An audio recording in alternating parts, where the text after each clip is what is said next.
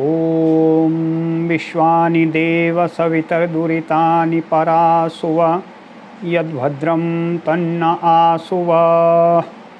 ओम शांति शांति शांति। योग दर्शन के आज के सत्र में हम साधन पाद के गत दिवस में पठित सूत्रों का एक बार अवलोकन करेंगे। गत दिवस में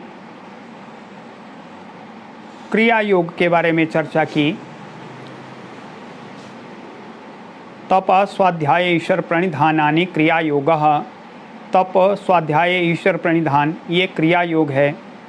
क्रिया योग से समाधि की ओर हमारी भावना बनती है और क्लेश पतले पड़ जाते हैं, क्षीण हो जाते हैं।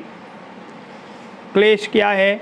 अविद्या, अस्मिता, राग, द्वेष, अभिनिवेशा, क्लेशा, ये 5 क्लेश हैं। वो क्लेश अविद्या उनका क्षेत्र है, वहाँ वो बढ़ते हैं, फलते फूलते हैं।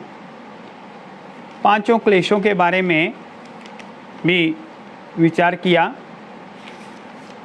ये वो प्रतिप्रसव है, या जहाँ से आए वो क्लेश, जहाँ पैदा हुए वहीं पर वो धकेल कर भेजने के योग्य हैं, भेजना चाहिए। तो ऐसे क्लेश के बारे में बताया। उनकी जो वृत्तियाँ हैं वो ध्यान से समाप्त करने की हैं।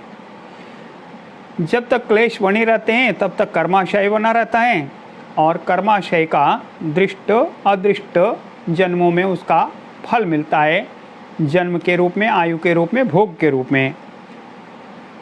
तो जो फल हैं वो पुण्य और पाप के कारण से सुख देने वाले, दुख देने वाले हैं। जो दुख देने वाले हैं वो तो हैं ही दुख देने वाले, पर जो विवेकी पुरुष हैं, योग मार्ग में आगे बढ़े हैं, वो तो आह्लाद फलों को भी, जो सुख देने वाले फल हैं, उनको भी अंततोगत्वा वो दुख के रूप में ही देखते हैं। ऐसे ये कहा। आज यहाँ से आगे बढ़ते हैं। आगे अगले सूत्र में कहा हेयम दुखम अनागतम। दर्शन शास्त्रों में 4 बिंदुओं पर चर्चा की गई है, सभी दर्शनों में। कोई भी दर्शन शास्त्र हम पढ़ते हैं उसमें 4 बिंदुओं पर चर्चा मुख्यतः उनके चारों ओर चलती है। सबसे पहला बिंदु होता है हेय। हेय जिसको समाप्त करना है, क्या करना है? तो कहा हेयम दुखम अनागतम। योग दर्शन कहता है अनागतम दुखम हेयम, जो नहीं आया अभी तक ऐसा दुख वो हेय है, वो समाप्त करने के योग्य है, नष्ट करने के योग्य है, नष्ट करना चाहिए उसको। किसको? जो दुख अभी तक नहीं आया, हमारे पास नहीं पहुंचा, पर आने वाला है, ये निश्चित है। तो हेयम दुखम अनागतम। दूसरा है हेय हेतु। जो हेय है, दुख है, उसका कारण क्या है उसको जानना चाहिए। जब उसको जानेंगे तब तो समाप्त कर सकेंगे। इसलिए हेय हेतु, हेय का हेतु क्या है, उसका कारण क्या है, ये दूसरा है। तीसरा कहा हानम। हानम है उसको समाप्त करने के लिए उसका उपचार क्या है, कैसे समाप्त किया जा सकता है उसको। तो ये हानम, उसका उपचार क्या है, उसको समाप्त करने का साधन क्या है, ये हानम। चौथा है हानोपाय।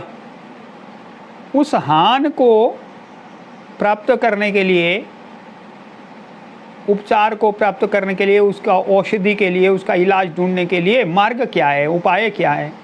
तो ऐसे कहा किस माध्यम से वो हान हमें प्राप्त होता है जिससे हम हेय को समाप्त कर सकते हैं। ऐसे ये 4 बिंदु योग दर्शन में अब यहाँ से आगे इनकी चर्चा की गई है। हम क्रम से देखते हैं उसको। आज का पहला सूत्र है हेयम दुखम अनागतम। अनागतम, आगतम आया हुआ, अनागतम न आया हुआ, जो नहीं आया है ऐसा अनागतम। दुखम हेयम नष्ट करने योग्य है। क्या नष्ट करने के योग्य हैं? जो दुख अभी तक नहीं आया। क्यों वही नष्ट करने योग्य है? क्योंकि जो पहला दुख हमने भुगत लिया उसका तो कुछ नहीं कर सकते, वो तो भोग लिया। जो वर्तमान में चल रहा है उसको तो हमें झेलना ही है, पर यहाँ से आगे दुख ना हो इसके लिए कहा वो हेय है, उसका उपाय करना चाहिए। हेय हेतु क्या है? वो कारण क्या है उसका?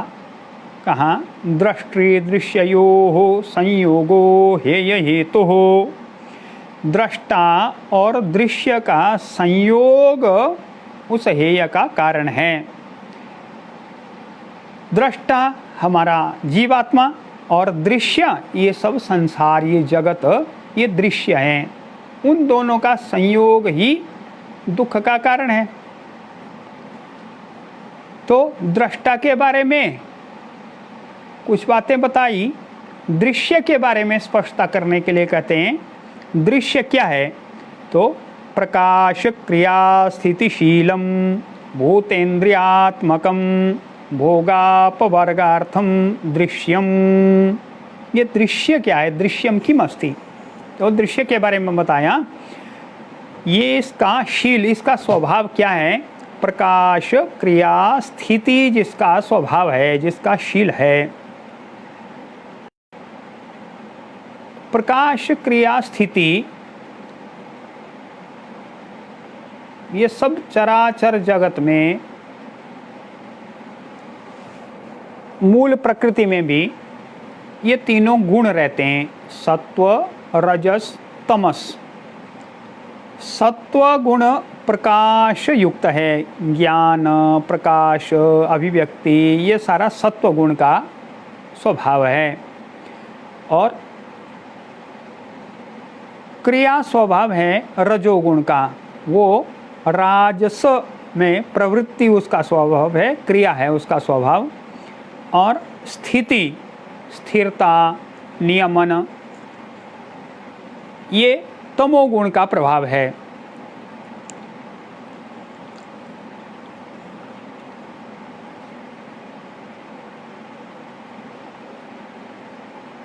पिछले शताब्दी में 100 वर्ष पहले लगभग वैज्ञानिकों ने एक सिद्धांत दिया हमारे पास में कि पदार्थ को हम ऊर्जा में बदल सकते हैं। कैसे बदल सकते हैं? अगर उसमें एक विशेष प्रकार की गति पैदा की जाए, उसका विशेष क्रम से खंडन किया जाए, तब हम पदार्थ को ऊर्जा में बदल सकते हैं।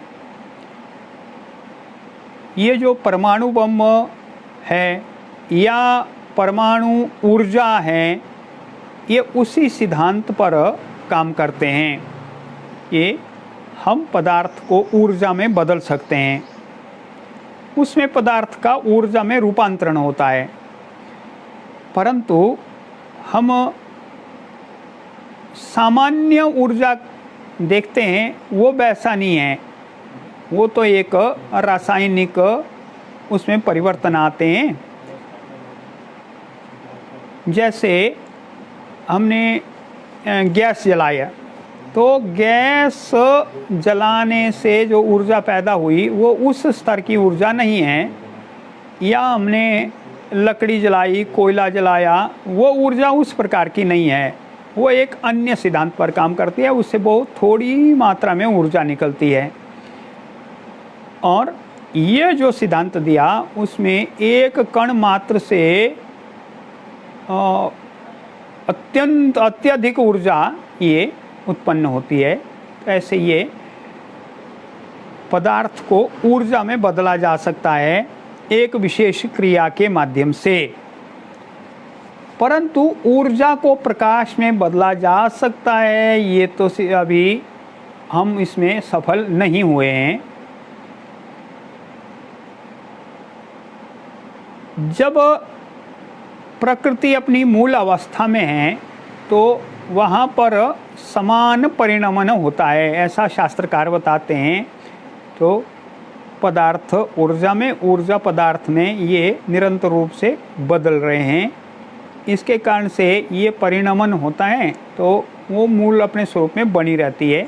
सम परिणाम उसको कहते हैं। विश्व में हम विश्व परिणाम ही देखते हैं। ठीक है, इस चर्चा को आगे बढ़ाते।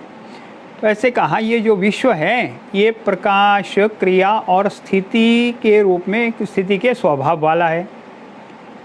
और भूतेन्द्रियात्मकम, इसमें दो प्रकार के सर्ग हम देखते हैं। एक तो भूत सर्ग, भूत सर्ग नाम ये जो पंच महाभूत हमें दिखते हैं, पृथ्वी आकाश वायु, पृथ्वी आकाश वायु, आपह अग्नि, ऐसे ये भूतात्मक है। और उसको अनुभव करते हैं हम तो इंद्रियों के द्वारा, तो इंद्रियात्मकम है। इंद्रियों के द्वारा उसकी कुछ विषयों की हमें सभी को समान अनुभूति होती है, कुछ की हमें पृथक पृथक अनुभूति होती है, अपने अपने इंद्रियों के क्षमता के अनुसार, अपने पूर्व जन्म के संस्कारों के अनुसार, अपने चित्त की स्थिति के अनुसार। तो ऐसे कहा ये जगत भूत इंद्रियात्मक है, भूतात्मक है, इंद्रियात्मक है। और तीसरी इसकी विशेषता बताई, भोगापवर्गार्थम, ये भोग के लिए और मोक्ष के लिए है। जिनको मोक्ष प्राप्त नहीं करना, उस दिशा में जो नहीं बढ़े, उनके लिए उपभोग के लिए है जगत, दृश्य। और जिन्हें मोक्ष प्राप्ति की ओर आगे बढ़ना है, योग मार्ग में आगे बढ़ना है, उनके लिए मुक्ति की ओर को रास्ता दिखाने वाला, मार्ग दिखाने वाला ये दृश्य है। इसलिए दृश्य के बारे में महर्षि पतंजलि ने 3 विशेषताएं बताई। पहली, प्रकाश क्रिया स्थितिशीलम, प्रकाश क्रिया और स्थिति स्वभाव वाला। भूतेन्द्रियात्मकम, भूत जगत है और इंद्रियाणी हैं, इंद्रियां, ऐसे भूतेन्द्रियात्मकम। और तीसरा, भोग और मोक्ष को देने वाला, भोग और मोक्ष के लिए ये दृश्य है। ऐसे तो दृष्टा और दृश्य का संयोग हेय हेतु है, दुख का कारण है। तो दृश्य क्या है इसके बारे में आगे इसमें बताया। अगले सूत्र में भी इसी को और विस्तार किया। उसमें कहा, विशेषा विशेष लिंग मात्रा लिंगानी गुण पर्वाणी, ये जो सभी प्रकृति से जो भी उत्पन्न हुआ वो त्रिगुणात्मक है, 3 गुणों वाला है। इसको कहा विशेष अविशेष लिंग मात्र अलिंगानी गुण पर्वाणी, ये गुणों के पोरे हैं। जैसे बांस का एक पोरा होता है तो वहाँ पर फिर गांठ आती है, फिर दूसरा पोरा होता है। जैसे गन्ने का एक पोरा है, गांठ है, दूसरा पोरा है, ऐसे इसके 4 पर्व हैं। कैसे 4 पर्व हैं? एक तो विशेष जो हमें दिखते हैं तो स्थूल रूप में, ये विशेष कहा। तो पृथ्वी है, आपह अग्नि वायु आकाश, ये सब स्थूल हैं, ये विशेष कहे गए हैं। अविशेष, अविशेष हैं 5 तन्मात्राएँ, 5 इंद्रियाँ, कर्मेंद्रियाँ, 5 ज्ञानेंद्रियाँ, मन और अहंकार, ये अविशेष कहे गए हैं। और लिंग मात्र महत्तत्व, ये लिंग मात्र है, उसकी मात्र सत्ता है, अस्तित्व है। वो कैसा है इसको तो नहीं कह सकते हैं, पर सत्ता तो उसकी है, इसलिए लिंग मात्र है। उसमें प्रकटीकरण शुरू हो गया और उसका प्रकृति में लय हो जाता है, इसलिए लिंग मात्र कहा उसको। और अलिंग, अलिंग है प्रकृति मूल रूप में प्रधान, जिसको कहा वो व्यक्त नहीं है, इसलिए वो अलिंग है। तो ऐसे ये 4 स्तर हैं गुणों के, 4 क्रम हैं। विशेष स्थूल महाभूत, अविशेष सूक्ष्म जगत, सूक्ष्म जगत ज्ञान इंद्रियां, कर्म इंद्रियां, मन अहंकार और 5 तन्मात्राएं। और लिंग मात्र महत्तत्व, बुद्धि जो हमारे अंदर है, चित्त जो हमारे अंदर है वो। और अलिंग, प्रकृति, ऐसे 4 गुण पर्व कहे। तो ये सब तो दृश्य के बारे में बताया, दृश्य कैसा है, ऐसा है, 3 उसकी विशेषताएं बताई, और ये सब गुणों का ही खेल है वो 4 पर्व वाला। आगे अगले सूत्र में बताया तो दृष्टा क्या है, दृश्य के बारे में तो बता दिया, दृष्टा क्या है, दृष्टा दृशि मात्र शुद्धोपि प्रत्ययानुपश्य, वो दृशि मात्र है, वो चेतन मात्र है, केवल उसमें चेतना है और उतना ही है। तो हमें फिर प्रश्न होता है कि दृष्टा वो देखता कैसे है फिर, यदि वो केवल चेतन मात्र है, चेतना मात्र है और कुछ वो करता नहीं, देखता नहीं है, तो वो दिखाई कैसे देता है? तो कहाँ शुद्धो अपि, ये जब शुद्ध है तो प्रत्ययानुपश्य, प्रत्यय के द्वारा पश्यति, प्रत्यय माध्यमेन पश्यति। प्रत्यय कहते जब बाहरी वस्तुओं का और इंद्रियों का चित्त में एक बिंब बनता है, तो उस बिंब, वो बिंब चेतन को भी प्रतिबिंबित करता है, वो भी उसमें आता है, इसलिए उस प्रत्यय के द्वारा बुद्धि में जो ये छवि बनती है उसके माध्यम से वो देखता है। ऐसा प्रत्ययानुपश्य, ये दृष्टा के बारे में बताया। आगे फिर कहा तदर्थ एव दृश्यस्यात्मा, ये जो दृश्य है संसार, इसका अस्तित्व उसी के लिए है, दृष्टा के लिए ही दृश्य का अस्तित्व है, दृश्य का जो भी सार्थकता है वो दृष्टा के लिए ही है। तब प्रश्न होता है यदि दृष्टा के लिए है, जो मुक्त हो गया, जो कृतार्थ हो गया, तो फिर उसके बाद में क्या दृश्य समाप्त हो जाता है? तो कहता नहीं, ऐसा नहीं होता है। उसमें सूत्रकार बोलते हैं कृतार्थम प्रति नष्टम अप्यनष्टम तदन्य साधारणत्वात्। जो कृतार्थ हो गया, जिसको मालूम हो गया कि ये भोग के लिए नहीं, अपवर्ग के लिए, मोक्ष प्राप्ति के लिए ये संसार है, ये दृश्य है, तो वो कृतार्थ हो गया, उसके लिए तो नष्ट हो गया, ये जैसा है वैसा नहीं है। तो पर अन्य साधारणत्वात्, अन्य सब लोगों के लिए ये जनरल है, सब के लिए है। जैसे हम बस में बैठते हैं, जब हम अपने स्थान पर पहुंच गए तब बस से हमारा प्रयोजन नहीं रहा, इसलिए हमारे लिए बस चल रही है ना चल रही है तो कोई कठिनाई नहीं आती हमें, हम तो अपने स्थान पर पहुंच गए। पर बस केवल मेरे लिए नहीं है, वो तो सभी के लिए है, इसलिए अन्य सब लोगों के लिए वो उस रूट पर चलती रहेगी निरंतर रूप से, जो उसका समय निश्चित है उस पर वो बस आती रहेगी, जाती रहेगी, अपने रूट पर चलती रहेगी। और जो अपने स्थान पर पहुंच गया, गंतव्य पर पहुंच गया, उसके लिए तो वो चले या ना चले उसको कोई उससे समस्या नहीं आती है, इसलिए वो अपने स्थान पर पहुंच गया। तो ऐसे विश्व या संसार दृश्य ये अन्य साधारणता इसकी है, ये सब के लिए जनरल है, ये सभी के लिए, इसलिए वो तो बना रहता है। परंतु जो कृतार्थ हो गया उसके लिए वो तो नष्ट जैसा ही है, ऐसा कहा। अगले सूत्र में कहा स्वस्वामी शक्तयोः स्वरूपोपलब्धि हेतु संयोग। अन्य कहा संयोग, संयोग का हेतु क्या है?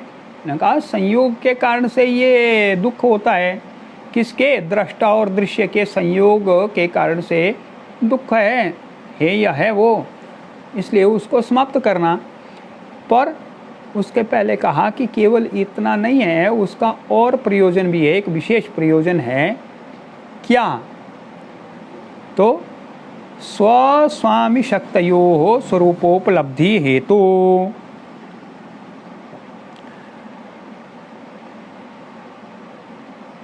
वो दृश्य अपनी शक्ति को दिखाता है और अपने स्वामी की शक्ति को भी दिखाता है। उसके स्वरूप का वो प्रदर्शन करता है, दिखा देता है। तो अपनी शक्ति क्या है? प्रकृति की शक्ति, प्रकृति में क्या क्या परिणाम होते हैं, प्रकृति के कारण से ये सारा कुछ हो रहा है। तो अपनी शक्ति को दिखाना, उसमें क्या क्या शक्तियाँ अंतर्निहित हैं, तो प्रकृति के सारे जो रहस्य हैं उनको भी प्रकट करता है। उसके बारे में स्वरूप की उपलब्धि कराना, ये भी उद्देश्य है संयोग का। और स्वामी शक्ति, स्वामी क्या है? हमारा आत्मा इसका स्वामी है, उसका भी बोध ये दृश्य ही कराता है। तो दृश्य के कारण से हमें संसार में, दृश्य में जो शक्ति है, प्रकृति में जो शक्तियाँ हैं उसका भी बोध होता है, और अपने अंदर जो शक्तियाँ हैं उसका भी बोध होता है। उन सब का बोध कराने के लिए ही संयोग है, ऐसे कहा। अन्य कहा, उस संयोग का भी कारण है। पहले कहा संयोग के कारण से दुख है, पर कहा संयोग के कारण से ये दोनों बातें मालूम भी होती हैं। फिर संयोग का कारण क्या है? तस्य हेतुर अविद्या। अगले सूत्र में कहा तस्य हेतुर अविद्या, उसका कारण अविद्या है। अविद्या के कारण से संयोग है। हम नहीं जानते हैं कि नित्य क्या है, अनित्य क्या है, सुख क्या है और दुख क्या है, और आत्मा क्या है, अनात्म क्या है। इन सब की हमें जानकारी नहीं होने से तो अविद्या है, अविद्या के कारण से संयोग होता है। ऐसे तो संयोग अविद्या के कारण से होता है। वहाँ से आगे बढ़ते अगले सूत्र में कहते तदा भावात् संयोगा भावो हानम तदृशेः कैवल्यम। उसके अभाव से, किसके अभाव से? अविद्या के अभाव से, अविद्या के ना रहने से, अविद्या के दूर हो जाने से संयोगा भावः, संयोग का अभाव हो जाएगा। हानम, उसे हान कहते हैं, वो हान है। हान का अर्थ उसका उपाय है, वो संयोग को दूर करने का। तो तदा भावे संयोगा भावो, उस अविद्या के अभाव से संयोग का अभाव हो जाएगा, उसको हान कहते हैं। और तदृशेः कैवल्यम, ये ही आत्मा का कैवल्य कहा जाता है। ये जो हान है यही आत्मा का कैवल्य है। क्या है हान? अविद्या का दूर हो जाना। अविद्या के कारण से संयोग होता है, तो संयोग दुख का कारण है। इसलिए जब अविद्या दूर हो गई, नष्ट हो गई, तो संयोग भी समाप्त हो गया। संयोग समाप्त हो गया तो दुख भी समाप्त हो गए, ऐसे। और वो स्थिति कहा दृशेः कैवल्यम, दृष्टा के लिए वो स्थिति कैवल्य की स्थिति है। अब कहते उसका उपाय क्या है? हान को प्राप्त करने का लिए उपाय क्या है? जैसे हम बोलते हैं कि ये बीमारी है, इसके लिए ये अमुक औषधि है, ये कोरोना है, कोरोना के लिए ये औषधि है। तो वो औषधि तो हमें, हाँ ठीक है ये औषधि है, वैक्सीन उसकी औषधि है। तो उसका उपाय क्या है? उपाय उसको प्राप्त कैसे करना है? तो उसमें फिर भिन्न भिन्न वैज्ञानिक काम कर रहे हैं, टेस्टिंग चल रही है, ये बनेगी और उसके बाद में फिर वो मिलेगी, तो उससे ही इसका इलाज मिल जाएगा। वैसे कहा ये हान है, तो हान को प्राप्त करने के लिए क्या है, उसका उपाय क्या है? तो कहा विवेक ख्यातिरविप्लवा हानोपायः। जो विप्लव रहित, विप्लव का अर्थ है उठापटक रहित, जिसमें विचलन नहीं है, पक्का। विवेक ख्याति, तो विवेक ख्याति आत्मज्ञान, आत्मा के बारे में जानकारी हो जाना, ये हानोपाय, हान का उपाय है। तो क्या है हानोपाय? अविप्लवा विवेक ख्याति। विप्लव रहित विवेक ख्याति हान का उपाय है। ऐसे चारों बातें हमारे सामने आई। हान क्या है? हेय क्या है? अनागतम दुखम, जो दुख अभी तक नहीं आया वो हेय है। हेय हेतु क्या है? दृष्टा और दृश्य का संयोग हेय हेतु है। वो संयोग कैसा क्यों होता है? अविद्या के कारण से होता है। इसलिए हान क्या है? हान उस अविद्या को दूर करने का नाम है। उससे अविद्या दूर हो जाएगी तो संयोग नहीं होगा, संयोग नहीं होगा तो आत्मा को अपने आप का अस्तित्व का बोध हो जाएगा। तो उसका उपाय क्या है हान का? तो उसका उपाय भी वही है। क्या उपाय है? अविप्लवा विवेक ख्याति, विवेक की प्राप्ति हो जाना, वो उसका उपाय है। आगे उसके बारे में, विवेक ख्याति के बारे में बताया। तस्य सप्तधा प्रांत भूमि प्रज्ञा, प्रज्ञा कहते बुद्धि को। ये बुद्धि जब विवेक ख्याति प्राप्त होती है तो विवेक ख्याति के सप्तधा प्रांत भूमि, वो 7 मंजिल वाली है। कैसी? विवेक ख्याति तो जिसको ये विवेक प्राप्त हो जाता है, विवेक ख्याति हो जाती है, उसकी प्रज्ञा, उसकी बुद्धि 7 मंजिल वाली ऐसी रहती है। सप्तधा प्रांत भूमि, 7 स्तरों वाली, 7 भूमियों वाली उसकी बुद्धि होती है। ऐसे क्रम से कैसी कैसी 7 मंजिल वाली, 7 स्तरों वाली या 7 भूमि, सप्तधा प्रांत भूमि। तो ये 7 स्तर बताए बुद्धि के, 7 प्रज्ञा के। विवेक ख्याति युक्त योगी की जो प्रज्ञा होती हैं वो 7 स्तरीय, 7 प्रांत भूमि वाली होती है।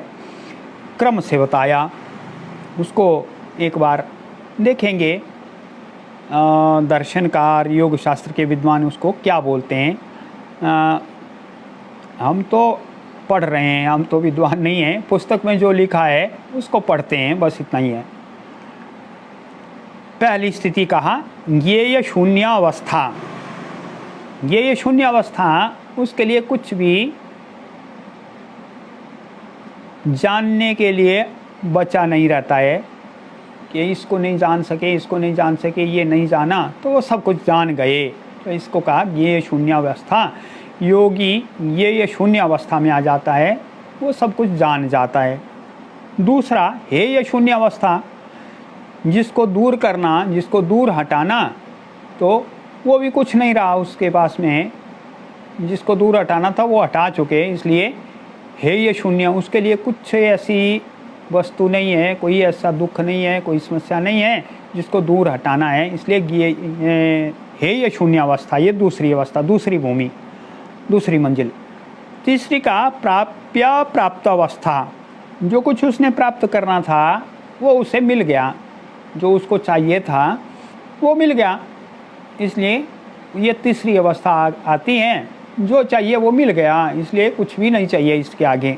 तो प्राप्त अवस्था, कैसे? समाधि के द्वारा ये अवस्था मिल जाती है योगी को। चौथी चिकीर्षा शून्य अवस्था, जब जानने को कुछ नहीं रहा, दूर हटाने को कुछ नहीं रहा, जो हमें चाहिए ऐसा कुछ भी नहीं रहा, इसलिए चिकीर्षा शून्य अवस्था कहा। इसलिए करने के लिए कुछ भी शेष नहीं रहा, जितना जो करना था वो सारा कर दिया, इसके बाद में करने के लिए कुछ नहीं रहा।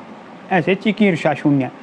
ये 4 अवस्थाएं पहले गण में बताई, ज्ञेय शून्य, हेय शून्य, प्राप्त, चिकीर्षा शून्य।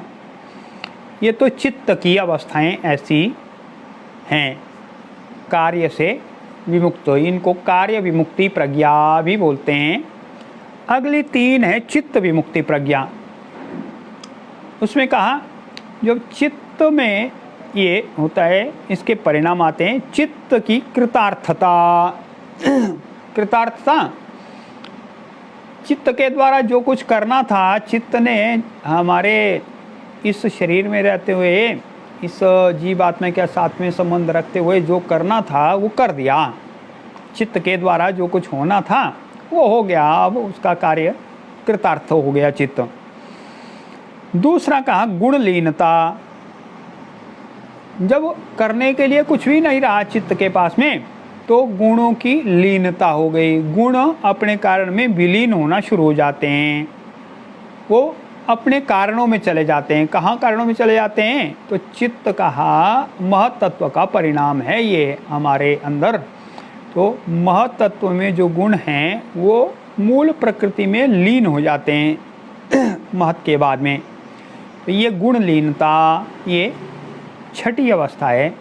सातवीं अवस्था आत्मस्थिति, जब गुण लीन हो गए प्रकृति में तो क्या बचा रहा? तो आत्मस्थिति, केवल आत्मा का अस्तित्व बना रहा।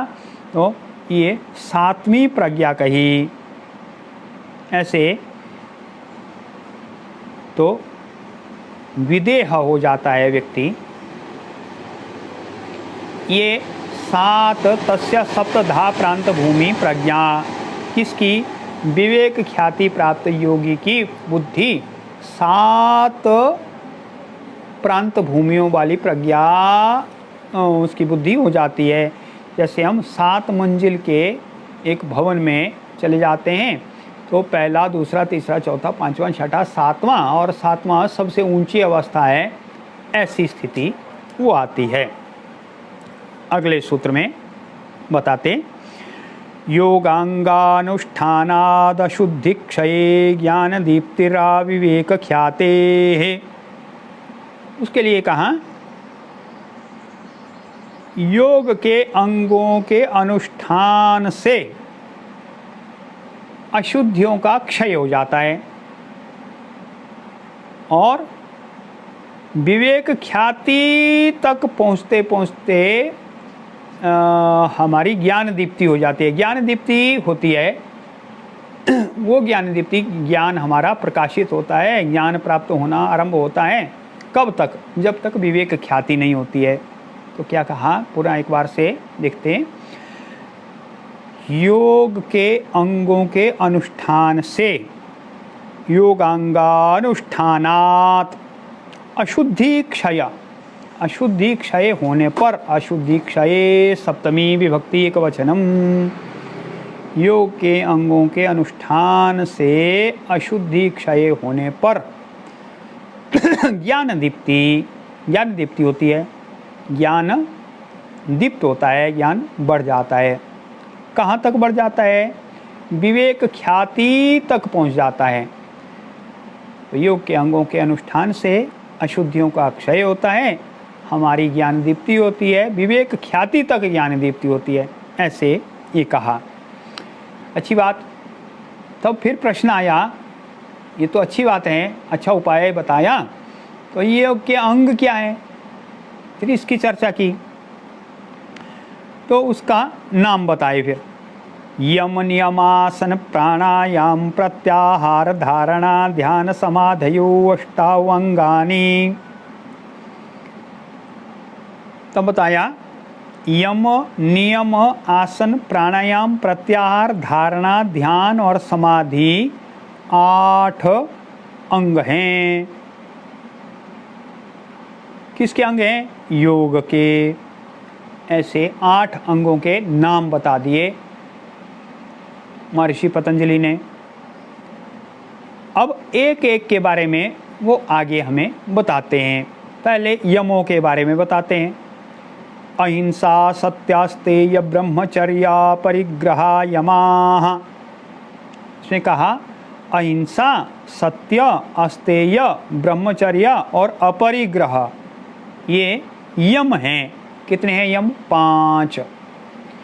5 यम हैं। अहिंसा सत्य अस्तेय ब्रह्मचर्य परिग्रह यमाः, इनको यम कहा।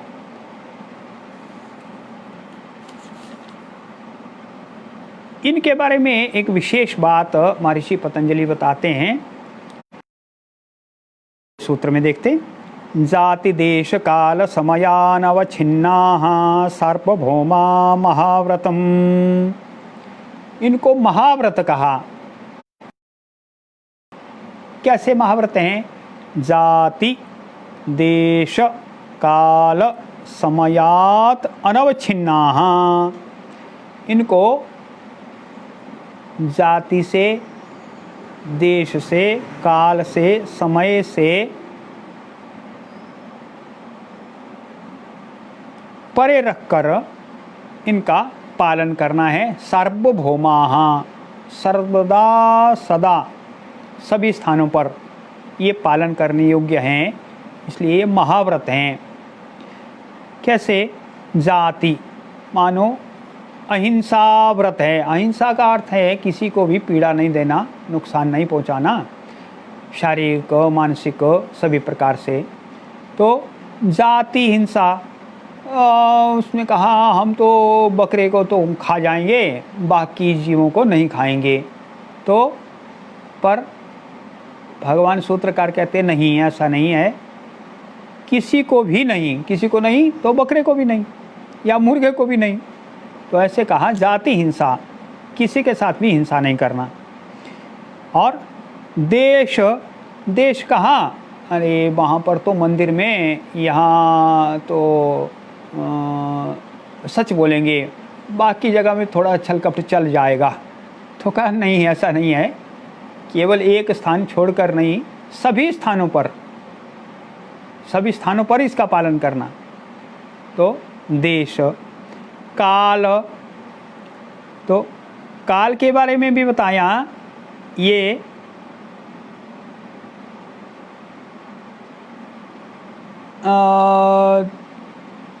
तो आज तो पूर्णिमा का व्रत है, तो पूर्णिमा का व्रत लिया है, इसलिए व्रत के समय में तो असत्य नहीं बोलेंगे। तो कहा कि नहीं, असत्य व्रत के समय नहीं, सभी परिस्थितियों में नहीं बोलना है, बिना व्रत के भी नहीं बोलना है, बिना पूर्णिमा के भी उसका पालन करना ही है। तो ऐसे एकादशी के दिन में ये काम नहीं करेंगे, ऐसा कोई व्रत लेते हैं। तो ऐसा कहा कि नहीं, केवल एकादशी नहीं, सर्वदा के लिए ये व्रत हैं। ये जो पांचों यम हैं ये सदा पालन करने हैं। और समय, समय है कोई विशेष अवसर है, कोई मौका है, या अब तो हमने यज्ञ के लिए दीक्षा ले ली है, तो दीक्षा के समय में तो ये काम नहीं करेंगे। तो दीक्षा के लिए कुछ नियम होते हैं। बाकी समय में तो ठीक है, हम भी दुनिया में रहते हैं, संसारी जीव हैं, हम भी कर सकते हैं। तो ऐसा कहा कि नहीं, समय अनवच्छिन्न भी है। ये पांचों हैं, ये केवल विशेष समय पर पालन करना ऐसा नहीं है, सर्वदा पालन करना। ऐसे चारों बताया। जाति देश काल समय से अनवच्छिन्न हैं, उनका समय के साथ में विभाजन नहीं करना है।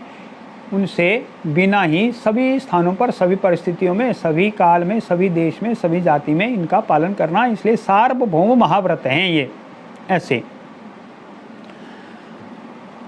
दूसरा अंग नियम। नियम के बारे में भी गणना की उसकी। शौच संतो तपस्वाध्यायेश्वर प्रणिधानानि नियमः। नियम भी 5 बताए।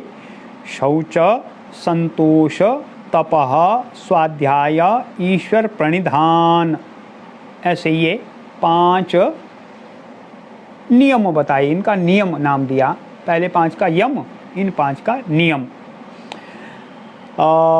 अब थोड़ी सी इस पर और चर्चा करते हैं। योग मार्ग में जिसने आगे बढ़ना है तो उसके लिए भगवान कृष्ण ने कहा, यस्मान्नो द्विजते च लोका लोकात् न उद्विजते च यः। दुनिया में, विश्व में, उसके आस पड़ोस में उसके कारण से किसी को परेशानी नहीं होनी चाहिए, और अन्य सब से, बाहर के वातावरण से उसे भी परेशानी नहीं होनी चाहिए। तो ये 2 बातें बताई। तो यम है, हमारे कारण से किसी को दुख, कष्ट, परेशानी, समस्या ना हो, उद्वेग ना हो। तो उद्वेग हमारे कारण से ना हो, किसी को हमारे कारण से दुख ना हो, अरे ये तो ऐसे हैं और देखो इनके कारण से मुझे कष्ट हो गया, ये तो ऐसे हैं, इन्होंने तो झूठ बोल दिया मेरे साथ में, धोखा दे दिया, असत्य, अब देखो ये तो हम तो बहुत अच्छे आदमी थे, हमने इनका विश्वास किया, नहीं तो हमारे ज्ञान चोरी कर ली, अस्तेन कर लिया। और उसी प्रकार से ये सारे साधन तो सभी के लिए हैं, प्रकृति ने सबके लिए दिए हैं, इन्होंने अपने घर में भर कर रखे हैं, बाकी सब लोगों को तो साधनों का अभाव हो गया। ऐसे सब अपने पास ही जमा कर लिया, जमाखोरी हो गई, बाकी लोगों को उसका अभाव हो गया वस्तुओं का। ऐसे हमारे कारण से अन्यों को समस्या ना हो, इसके लिए यम है, इसलिए कहा इनको सदा पालन करना, सर्वदा। दूसरा नियम है, नियम है व्यक्तिगत रूप से। हम तो चाहते हैं हमारे कारण से किसी को परेशानी ना हो, सब बातें ठीक रहें, पर यदि अन्यों को के कारण से मुझे परेशानी कुछ मात्रा में बनी ही रहने वाली है, इसलिए अपने आप को उसके लिए तैयार करना। कैसे तैयार करना? तो कहा शौच। शौच है पवित्रता, साफ सफाई। हम कितना भी बढ़िया ढंग से एक दिन में सारे घर परिवार कपड़े और अपना शरीर को साफ करके रखेंगे, पर वो सदा के लिए साफ नहीं रहेगा, उसको फिर कुछ समय बाद दोबारा साफ करना पड़ता है, उसकी सफाई करनी पड़ती है। ऐसे ही अंदर है, एक दिन में हम बहुत अच्छे भावना में रहे, पर 2-4 दिनों में हमारे मन में भी कुछ न कुछ बुरे विचार आ सकते हैं, इसलिए उसकी भी सफाई करनी पड़ती है। ऐसे संतोष, हमने कितना भी बढ़िया काम कर लिया तो कभी कभी ऐसा लगता है देखो इसको तो वो हम तो बराबर मेहनत करते हैं, मुझे थोड़ा कम मिल गया, इनको थोड़ा ज़्यादा मिल गया। संतोष, हाँ ठीक है, मैंने सारा अपना परिश्रम किया, परिश्रम के बाद में जो मुझे मिला मुझे संतोष है उस पर। ऐसे तप है, कुछ सर्दी गर्मी सुख दुख ये सब बने रहने वाले हैं, इनको सहन करने का अभ्यास करना, ये तप है। वैसे ये सब नियम बताए। तो यम है हमारे कारण से किसी को परेशानी ना हो, नियम है किसी बाहर के कारण से हमारे योग मार्ग में बाधा खड़ी ना हो, इसलिए उनको सहन करने का अभ्यास करना। ऐसे नियम। इनके बारे में और बातें बताई कुछ। अगले सूत्र में कहा वितर्कवाधने प्रतिपक्ष भावनम। यदि मन में बुरे विचार आने शुरू हो जाएं, वितर्क हो जाए, हम क्यों पालन करें जी यमों का नियमों का, तो उसके लिए कहा प्रतिपक्ष भावना करना चाहिए। अगर मन में ऐसे विचार आते हैं, अरे वो तो सब नहीं कर रहे हैं, मैं नहीं करना चाहिए, ऐसा क्यों, तो प्रतिपक्ष भावना करना चाहिए। प्रतिपक्ष भावना क्या है? अगले सूत्र में बताया वितर्का हिंसादय कृतकारितानुमोदिता लोभ क्रोध मोह पूर्वका मृदुमध्यादिमात्रा दुःखा ज्ञान अनंत फला इति प्रतिपक्ष भावनम। तो वितर्क क्या है? वितर्का हिंसादय, ये तस्वीर तो वितर्क का ये हिंसा आदि वितर्क हैं, जो हमने यम बताए नियम बताए, इनके विरोधी विचार ये वितर्क हैं। तो वितर्क कैसे होते हैं? कुछ तो कृत हैं, अपने आप करते हैं लोग, तो वो कृत वितर्क। कुछ कारित हैं, दूसरे से करवाते हैं। अच्छा ठीक है, इसको अपने आप हिंसा करते हैं कुछ लोग, किसी को परेशान कर दिया। कुछ कारित हैं, अच्छा ठीक है हम तुम्हें कुछ देते हैं, 50 रुपये देते हैं, उसको एक थप्पड़ लगाओ, तो ये कारित है। अनुमोदित, किसी ने कर दिया या करवाया तो हमने उसका अनुमोदन कर, हाँ ठीक है अच्छी बात है। तो इसलिए विपरीत उनका वैसा ही फल है, अपने आप किए, किसी दूसरे से करवाए, या किसी ने किया तो उसका अनुमोदन किया। वैसे तीनों प्रकार से हैं। और लोभ क्रोध मोह पूर्वका, लोभ से क्रोध से मोह से ये किए। मात्रा, कुछ मृदु हैं, मृदु हिंसा, कुछ डांट लगाई तो मृदु है। मध्य हिंसा, थोड़ा पीट दिया, ये मध्य हिंसा। और अधिमात्रा, उसको जान से ही मार दिया, अधिमात्रा। वैसे मृदु मध्य अधिमात्र भी हैं ये, परंतु ये सब कैसे हैं? दुख देने वाले हैं और अज्ञान में डालने वाले हैं और लंबे समय तक ये फल देने वाले हैं। अनंत फला, इनके कारण से दूसरा जन्म होगा, तीसरा जन्म होगा, हमें ये कष्ट कहीं ना कहीं भोगने पड़ेंगे, इनका भुगतान करना पड़ेगा। इसलिए कहा अनंत फला इति प्रतिपक्ष भावना ही प्रतिपक्ष भावना। ये जो वितर्क हैं, जो अपने आप किए, करवाए या उनका अनुमोदन किया, ये लोभ से, क्रोध से, मोह से करें, थोड़े करें, मध्य स्तर का करें, अधिक मात्रा में करें, ये सभी जो वितर्क हैं ये दुख देने वाले हैं, अज्ञान में डालने वाले और लंबे समय तक ये फल देने वाले हैं। ऐसी भावना करना ये प्रतिपक्ष भावन है। इसलिए यमों के, नियमों के पालन में हमें हमारा मन लगेगा। अब इनके बारे में एक एक के बारे में भगवान सूत्रकार आगे बताते हैं। अहिंसा प्रतिष्ठायाम तत्सन्निधौ वैरत्यागः। जब अहिंसा में कोई प्रतिष्ठित हो जाता है, अहिंसा तत्व उसका सिद्ध होता है, तो उसके समीप अन्य लोग बैर का त्याग कर देते हैं, वो उसके साथ में बैर नहीं करते। अहिंसा प्रतिष्ठायाम तत्सन्निधौ वैरत्यागः, बैर का त्याग करते हैं। दूसरा बताया सत्य प्रतिष्ठायाम क्रियाफलाश्रयत्वम। यदि सत्य में कोई प्रतिष्ठित होते हैं तो उसमें क्रियाफलाश्रयत्व आ जाता है, वो जैसा बोलते हैं वैसा होना शुरू हो जाता है। क्रियाफलाश्रयत्व, उसकी वाणी सत्य हो जाती है, ऐसे जो सत्य में प्रतिष्ठित है।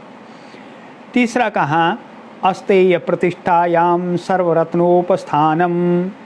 अस्तेय में जो प्रतिष्ठित हो जाता है, स्तेन को कहते हैं, स्तेन कहते हैं चोरी करने को, तो स्तेय है चोरी करना, स्तेन का अर्थ चोर।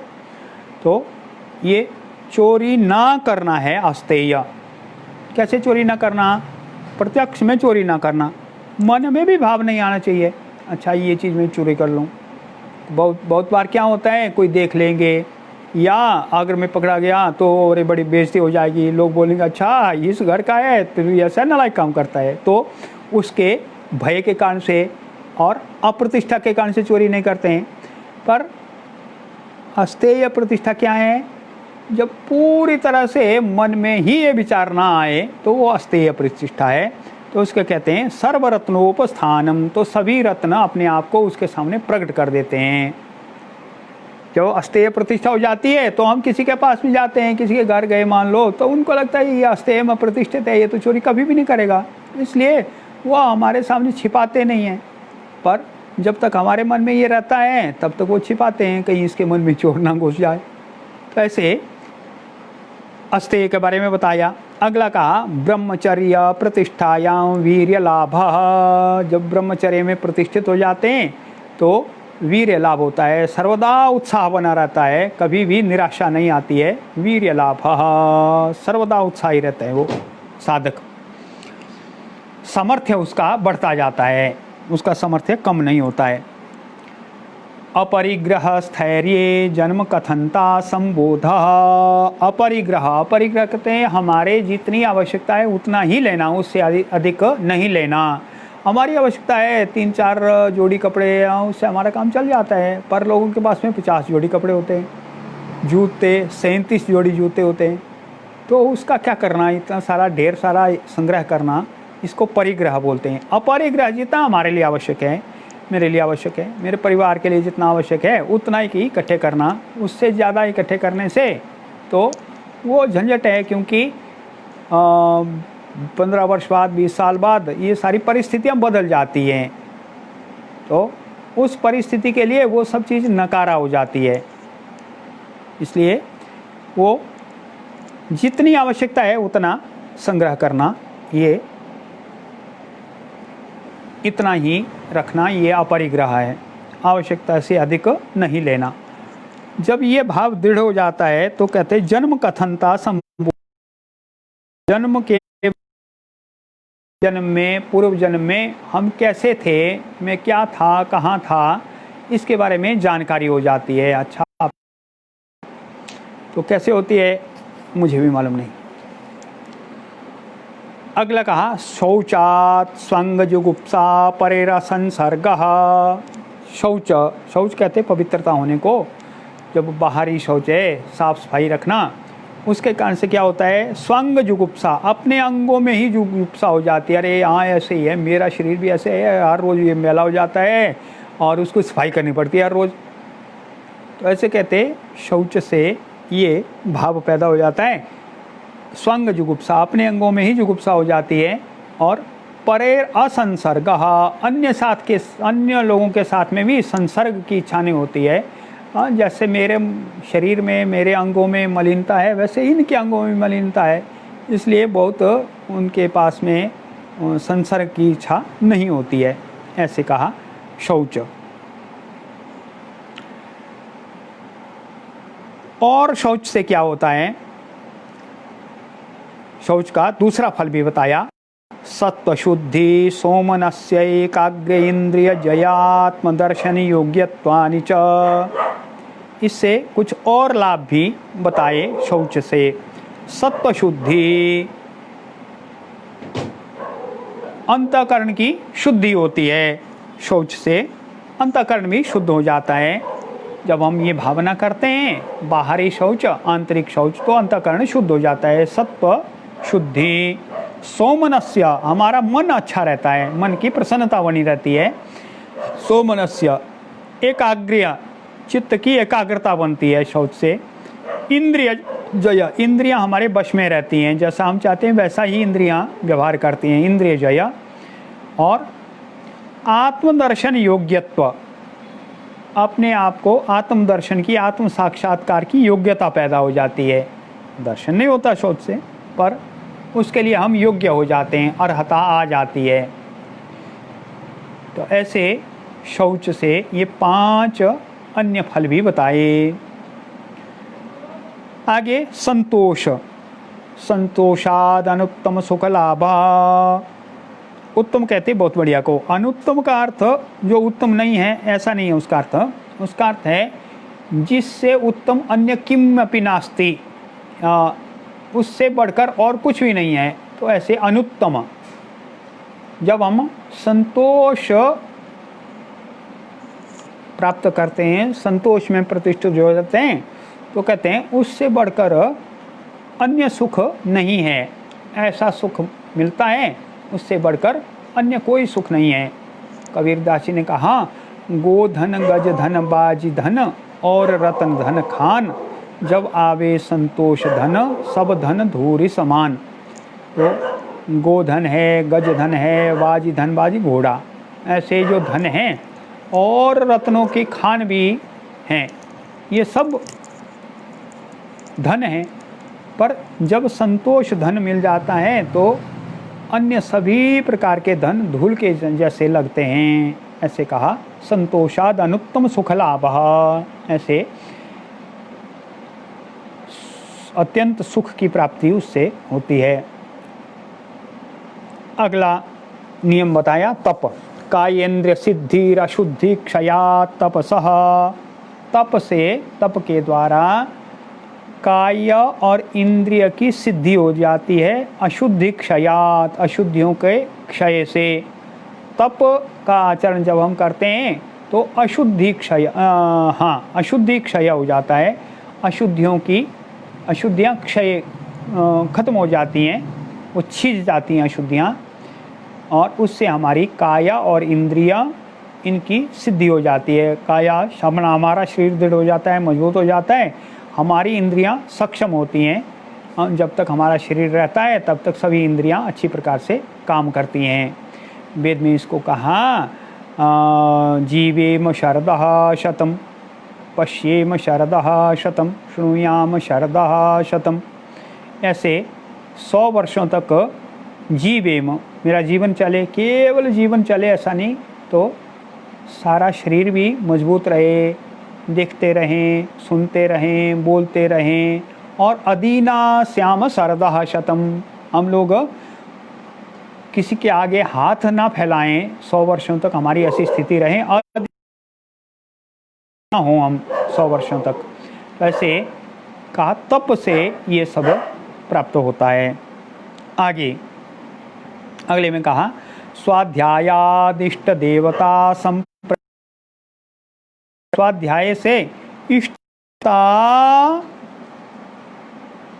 की प्राप्ति हो जाती है, उसका साक्षात्कार हो जाता है। इष्ट देवता साक्षात्कार होता है स्वाध्याय से। हमारा कोई न कोई इष्ट देवता है। इष्ट देवता ईश्वर तो सब है ही, पर हम अपनी प्रकृति के अनुसार उस ईश्वर की एक छवि, उसका किसी एक गुण के बारे में हम अधिक आकृष्ट होते हैं, तो हम उसी रूप में उसको पूजन करते हैं, चाहते हैं, इच्छा करते हैं, तो उसको कहा इष्ट देव। ऐसे इष्ट देव की संप्राप्ति होती है, संप्रयोग हो जाता है, इष्ट देव का साक्षात्कार हो जाता है। इससे स्वाध्याय से। अगले सूत्र में बताया समाधि सिद्धि ईश्वर प्रणिधानात्। ईश्वर शरणागति में जो ईश्वर प्रणिधान करते हैं तो समाधि सिद्धि होती है। समाधि में हमें सिद्धि होती है, हमारी समाधि तक की स्थिति पहुंचने की स्थिति आ जाती है। कैसे? ईश्वर प्रणिधान, ईश्वर शरणागति से। ऐसे ये यम और नियम और इनके महत्व के बारे में महर्षि पतंजलि ने बताया। 5 सबसे पहले तो बताया योग के 8 अंग हैं। योग के 8 अंग में यम 5 हैं, वो सार्वभौम महाव्रत हैं। ऐसे महाव्रत हैं, उनको सर्वदा उनका पालन करना चाहिए, ऐसे हमारे लिए निर्देश दिया। क्यों है कि हमारे कारण से किसी को कष्ट ना हो, जिसके कारण से वो सभी भी हमारे प्रति शत्रुता ना रखें, मित्र बने रहें, क्योंकि हमें योग मार्ग में आगे बढ़ना है। यम नियम कहा कुछ समस्या बनी रहने वाली हैं, इसलिए उनको सहन करने का अभ्यास डालो। तो उसके लिए 5 नियम बताए, इनको करते रहो। ऐसे यम नियम, उनका एक एक का महत्व बताया। 10 के 10 हैं, उनके महत्व बताए। इसके करने से क्या होता है, इससे क्या होता है, इससे क्या होता है, इससे क्या होता है। ऐसे नियमों के बारे में, यमों के बारे में बताया। यहाँ से आगे के सूत्रों की चर्चा कल करेंगे। अभी तो समय हो गया। मंत्र बोलता हूँ।